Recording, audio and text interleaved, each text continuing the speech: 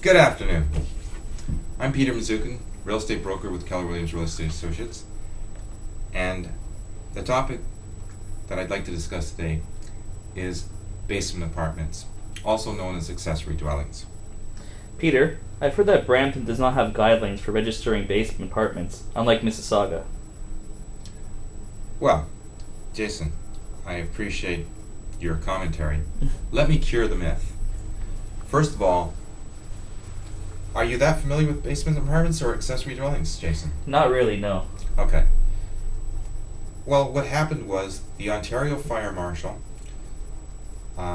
was greatly distressed at the amount of people that were perishing in basement apartment fires in the province. So what they did is they came up with strict guidelines for retrofitting to make those accessory dwellings, also known as basement apartments, safe, to protect people. And that would be a good thing, wouldn't you agree? Definitely. So, what happened is, they then went to each municipality within Ontario and they said, give us your guidelines. 2 years went by, and guess how many municipalities actually gave formal, written guidelines to the province of Ontario? How many? 0. So then the province upped the ante, and they said, okay, D-Day is November 15th, 1995. So after that date, when a building is constructed, a residential building is constructed, it is basically the guidelines had to be set by the municipalities to allow them to be retrofitted, to be safe. We're talking specifically an accessory apartment or dwelling is something that has a secondary source for cooking, not for heating. In other words, somebody can have a wood-burning fireplace down there. That's for heating, not for cooking. You can't have a microwave down there. You can't have a stove.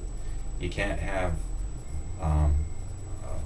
something that's actually for cooking when it's the second one, okay? Without it being retrofitted.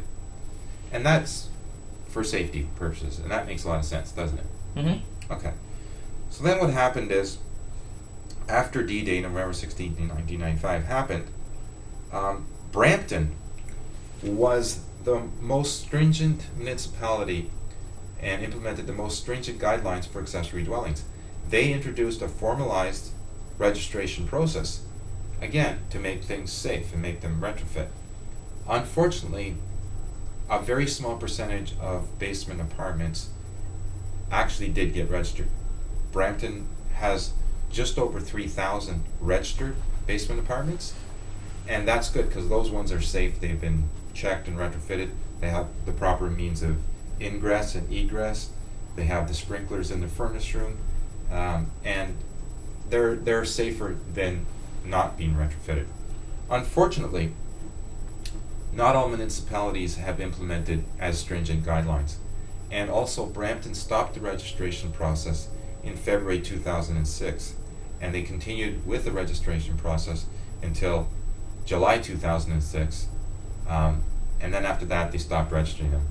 Now what Brampton's done is mapped out the city of Brampton into a yellow zone, those houses built prior to November 16, 1995, and they said basically those ones could officially have a legal non-conforming accessory dwelling.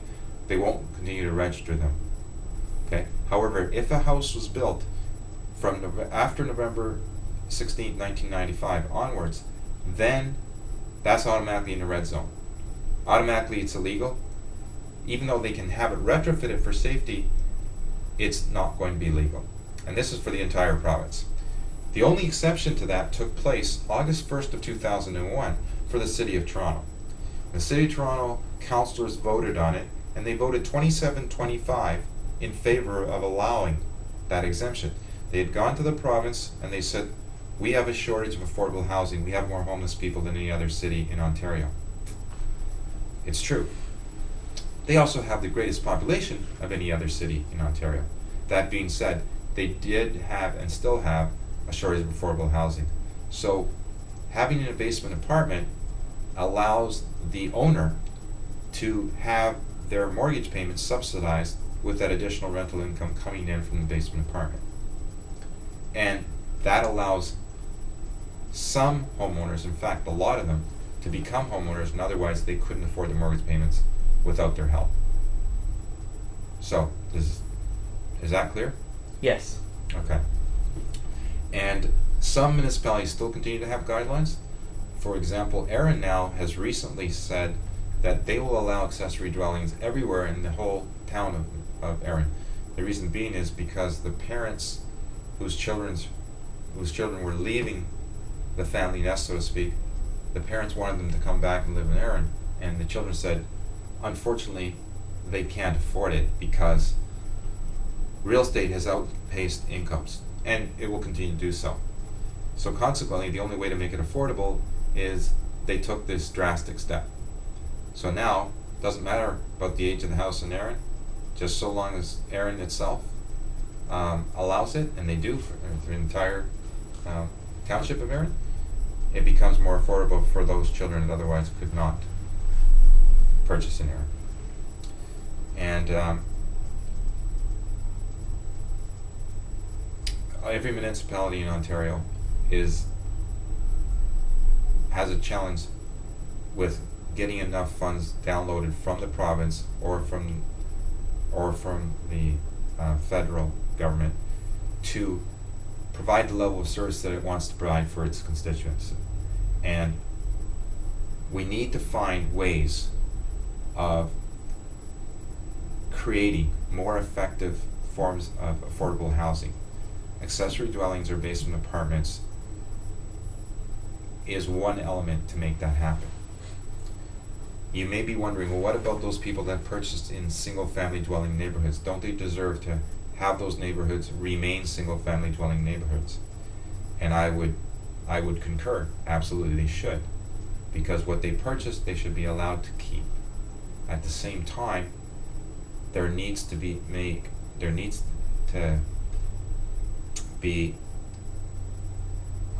allowances made for a growing part of the population that can't afford the level of housing that exists today. Wouldn't you agree? Yes, definitely. So what do you think we should do about it? I think we need to take some more action. Agreed. And I'm glad to say that some of the governments and some of the municipalities and some of the politicians and some of the civilians are working hard to make that happen. And my respect goes out to those people that do help others and provide a more positive environment